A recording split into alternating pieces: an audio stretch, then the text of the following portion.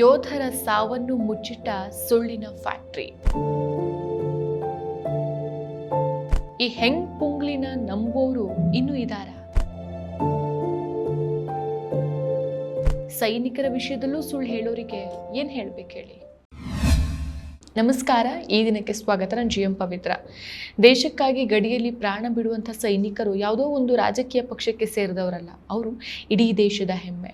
ಆದರೆ ಸಾರ್ವಜನಿಕ ವೇದಿಕೆಗಳಲ್ಲಿ ತಮಗೆ ತೋಚಿದಂತೆ ಸುಳ್ಳು ಕಥೆಗಳನ್ನು ಹೆಣಿತಾ ಇಡೀ ಮಿಲಿಟರಿ ಕಾರ್ಯಾಚರಣೆಯನ್ನೇ ಸಿನಿಮಾ ಕಥೆಯಂತೆ ಬಿಂಬಿಸಿ ಜನರನ್ನ ದಾರಿ ತಪ್ಪಿಸೋ ಕೆಲಸ ನಿರಂತರವಾಗಿ ನಡೀತಾ ಇದೆ. ಇದಕ್ಕೆ ಅತ್ಯಂತ ಸ್ಪಷ್ಟ ಉದಾಹರಣೆ ಸಾಮಾಜಿಕ ಜಾಲತಾಣದಲ್ಲಿ ಸದಾ ಚರ್ಚೆಯಲ್ಲಿರುವಂಥ ಹೆಂಗ್ ಪುಂಗ್ಲಿ ಅಂತಾನೆ ಫೇಮಸ್ ಆಗಿರುವ ಚಕ್ರವರ್ತಿ ಸೂಲಿಬೆಲೆ ಅವರ ಭಾಷಣ.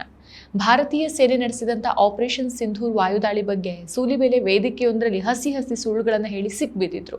ಆದರೆ ಪ್ರಶ್ನೆ ಬರೋದು, ಇವರ ಮಾತನ್ನ ಇನ್ನೂ ನಂಬುವವರಿದ್ದಾರ? ಭಾರತ ಮಾಡಿದ್ದು ಸೀಡ್ ಆಪರೇಷನ್. ಪಾಕಿಸ್ತಾನದ ಏರ್ ಡಿಫೆನ್ಸ್ ಸಿಸ್ಟಮ್ ಅನ್ನು ವಂಚಿಸೋಕೆ ಭಾರತ ರಫೇಲ್ ವಿಮಾನದ ಮಾದರಿಯಲ್ಲಿ ಎಲೆಕ್ಟ್ರಾನಿಕ್ ಸಿಗ್ನಲ್ ಹೊರಸೂಸುವ ಪೈಲಟ್ ರಹಿತ ಡಮ್ಮಿ ಡ್ರೋನ್ಗಳನ್ನು ಕಳಿಸ್ಕೊಟ್ಟಿತ್ತು. ಪಾಕಿಸ್ತಾನ ಆ ಡಮ್ಮಿ ವಿಮಾನವನ್ನು ಹೊಡೆದುರುಳಿಸಿ ಸಂಭ್ರಮಿಸಿತು. ನಮ್ಮ ರಫೇಲ್ ಯುದ್ಧ ವಿಮಾನಗಳಿಗೆ ಏನೂ ಆಗಿಲ್ಲ ಅಂದು ಮಾಧ್ಯಮಗಳ ಗೋಷ್ಠಿಯಲ್ಲಿ ಸೇನಾ ಮುಖ್ಯಸ್ಥರು ಮತ್ತು DGMO ಕೂಡ ವಿಮಾನ ಬಿದ್ದಿದ್ರು, ಪೈಲಟ್ಗಳು ಸುರಕ್ಷಿತವಾಗಿದ್ದಾರೆ ಅಂತ ಹೇಳೋ ಮೂಲಕ ಪೈಲಟ್ ಇಲ್ಲದ ವಿಮಾನಗಳನ್ನು ಕಳಿಸಿದ್ದನ್ನ ಪರೋಕ್ಷವಾಗಿ ಒಪ್ಕೊಂಡಿದ್ರು ಅಂತ ಸೂಲಿಬೆಲೆ ಈ ವಿಡಿಯೋದಲ್ಲಿ ಹೇಳ್ತಾರೆ. ಇದು ಹಳೆಯ ವಿಡಿಯೋ. ಕೇಳೋಕೆ ರೋಮಾಂಚನಕಾರಿಯಾಗಿರುವ ಹೆಂಗ್ ಪುಂಗ್ಲಿ ಅವರ ಈ ಇಡೀ ಭಾಷಣ ಸಂಪೂರ್ಣ ಸುಳ್ಳು ಮತ್ತು ಕಟ್ಟುಕತೆ ಅನ್ನೋದು ಈಗ ಇಡೀ ಜಗತ್ತಲ್ಲೇ ಸಾಬೀತಾಗಿದೆ. ಕೇವಲ ಆಡಳಿತಾರೂಢ ಕೇಂದ್ರ ಸರ್ಕಾರವನ್ನ ಮತ್ತು ತಮ್ಮ ರಾಜಕೀಯ ಸಿದ್ಧಾಂತವನ್ನು ಸಮರ್ಥಿಸಿಕೊಳ್ಳೋಕೆ ಇವರು ಈ ಇಡೀ ಸೇನಾ ಕಾರ್ಯಾಚರಣೆಯನ್ನೇ ತಿರುಚಿ ಮಾತಾಡ್ತಾರೆ. ಇವರೇ ಹಣದಿರುವಂಥ ಸಿನಿಮಾ ಕಥೆ ಪ್ರಕಾರ ಭಾರತದ ಯಾವುದೋ ಒಂದು ವಿಮಾನ ಪತನ ಆಗಿಲ್ಲ, ಯಾರಿಗೂ ನಷ್ಟ ಆಗಿಲ್ಲ. ಆದರೆ ಇವತ್ತು ಸತ್ಯ ಹೊರಗೆ ಬಂದಿದೆ. ಆಪರೇಷನ್ ಸಿಂಧೂರ್ ಕಾರ್ಯಾಚರಣೆ ಮೇಲೆ ಭಾರತದ 5 ಯುದ್ಧ ವಿಮಾನಗಳು ಪತನಗೊಂಡಿದ್ವು ಮತ್ತು 6 ಜನ ವೀರ ಯೋಧರು ಹುತಾತ್ಮರಾಗಿದ್ರು ಅನ್ನೋ ಕಹಿ ಸತ್ಯವನ್ನ ಸರ್ಕಾರ 1 ವರ್ಷಗಳ ಕಾಲ ಎಲ್ಲರಿಂದ ಮುಚ್ಚಿಟ್ಟಿತು.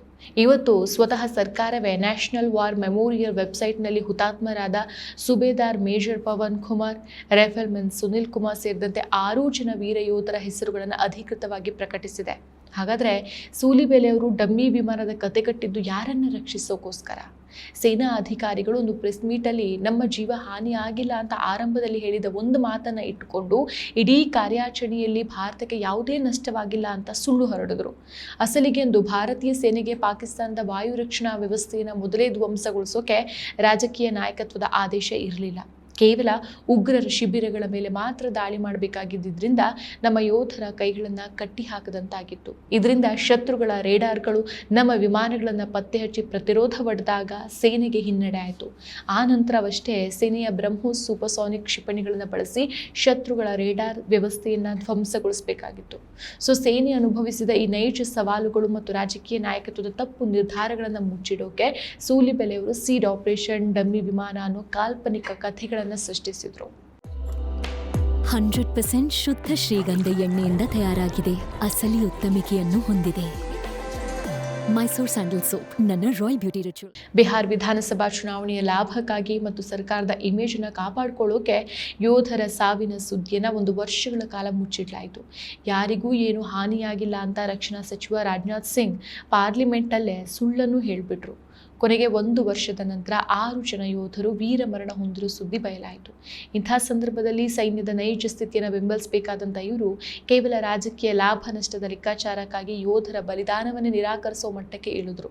ಪುಲ್ವಾಮಾ ದಾಳಿ ಸಂದರ್ಭದಲ್ಲಿ ನಡೆದಂಥ ಭದ್ರತಾ ಲೋಪಗಳ ಬಗ್ಗೆ ಎಂದೂ ಪ್ರಶ್ನೆ ಮಾಡದ ಇಂಥ ಭಾಷಣಕಾರರು ಕೇವಲ ಆಡಳಿತಾರೂಢ ಸರ್ಕಾರವನ್ನು ಸಮರ್ಥಿಸಿಕೊಳ್ಳೋಕೆ ದೇಶದ ಸೈನ್ಯದ ಹೆಸರನ್ನು ದಾಳವಾಗಿ ಬಳಸ್ಕೊಳ್ತಿದ್ದಾರೆ. ಚುನಾವಣೆಗಳು ಬರುತ್ತೆ ಹೋಗುತ್ತೆ, ದೇಶದಲ್ಲಿ ಸರ್ಕಾರಗಳು ಬದಲಾಗುತ್ತೆ, ಆದರೆ ದೇಶದ ಸಾರ್ವಭೌಮತ್ವ ಮತ್ತು ಸೈನಿಕರ ತ್ಯಾಗ ಶಾಶ್ವತವಾದದ್ದು. ಸೈನಿಕರ ಬಲಿದಾನದ ವಿಷಯದಲ್ಲೂ ಇಷ್ಟೊಂದು ಬೇಜವಾಬ್ದಾರಿಯಿಂದ ಸುಳ್ಳು ಕಥೆಗಳನ್ನು ಕಟ್ಟಿ ಜನರಿಗೆ ದೇಶ ಪ್ರೇಮದ ಅಮಲನ್ನು ಏರಿಸುವಂಥ ಚಕ್ರವರ್ತಿ ಸೂಲಿಬೆಲೆ ಅವರಂಥ ವ್ಯಕ್ತಿಗಳನ್ನು ದೇಶದ ಜನ ಇನ್ನು ಮುಂದಾದರೂ ನಂಬೇಕಾ ಅಥವಾ ಈಗಲಾದರೂ ನಂಬುತ್ತಿದ್ದಾರಾ? ರಾಜಕೀಯ ಇಮೇಜ್ಗಾಗಿ ದೇಶದ ಜನತೆಗೆ ಮತ್ತು ಸಂಸತ್ತಿಗೆ ಸುಳ್ಳು ಹೇಳಿದ ನಾಯಕರ ನಡೆ ಒಂದು ಕಡೆ ಆದರೆ ಅದನ್ನು ಮುಚ್ಚಿಡೋಕೆ ಸುಳ್ಳಿನ ಫ್ಯಾಕ್ಟರಿ ತೆರೆದ ಇಂಥ ಭಾಷಣಕಾರರ ನಡೆ ಪ್ರಜಾಪ್ರಭುತ್ವದ ಇತಿಹಾಸದಲ್ಲಿ ಒಂದು ಕಪ್ಪು ಚುಕ್ಕೆಯಾಗಿ ಉಳಿಯುತ್ತೆ. ಸತ್ಯ ತಡವಾದರೂ ಬೆಳಕಿಗೆ ಬಂದಿದೆ. ಈಗಲಾದರೂ ಈ ಸುಳ್ಳಿನ ಪರದಿಯನ್ನು ಸರಿಸಿ ಅಸಲಿ ವೀರರಿಗೆ ಗೌರವ ಸಲ್ಲಿಸಬೇಕು. ಇನ್ನು ಈ ಹಿಂದೆ ಸರ್ಕಾರವನ್ನು ಸಮರ್ಥಿಸಿಕೊಂಡಿದ್ದಂಥ ಚಕ್ರವರ್ತಿ ಸೂಲಿಬೆಲೆ ಅವರು ಈಗ ಕೇಂದ್ರ ಸರ್ಕಾರವನ್ನು ಪ್ರಶ್ನೆ ಮಾಡ್ತಾರಾ? ಆಗ ಯಾಕೆ ನೀವು ನಮ್ಮ ಹತ್ರ ಸುಳ್ಳು ಹೇಳಿದ್ರಿ ಅಂತ ಕೇಳ್ತಾರಾ? ರಾಜನಾಥ್ ಸಿಂಗ್ ಅವರೇ, ಯಾಕೆ ಪಾರ್ಲಿಮೆಂಟಲ್ಲಿ, ದೇವಾಲಯ ಅಂತ ಕರೆಯುವಂಥ ಪಾರ್ಲಿಮೆಂಟಲ್ಲಿ ಯಾಕೆ ಕೋಟ್ಯಾನುಕೋಟಿ ಜನರಿಗೆ ನೀವು ಸುಳ್ಳನ್ನು ಹೇಳಿದ್ರಿ, ಸುಳ್ಳು ಸಂದೇಶವನ್ನು ಯಾಕೆ ಕೊಟ್ರಿ ಅಂತ ಪ್ರಶ್ನೆ ಮಾಡೋ ಧೈರ್ಯ ಇದೇ ಚಕ್ರವರ್ತಿ ಸೂಲಿಬೆಲೆ ಅವರಿಗಿದೆಯಾ? ಮತ್ತಷ್ಟು ವಿಶೇಷ ವಿಡಿಯೋಗಳನ್ನು ನೋಡಲು ಮತ್ತು ಹೊಸ ವಿಡಿಯೋಗಳ ಬಗ್ಗೆ ತಿಳಿಯಲು ಈ ದಿನ .com ಯೂಟ್ಯೂಬ್ ಚಾನೆಲ್ ಸಬ್ಸ್ಕ್ರೈಬ್ ಮಾಡಿ ಮತ್ತು ಬೆಲ್ ಐಕಾನ್ ಕ್ಲಿಕ್ ಮಾಡಿ.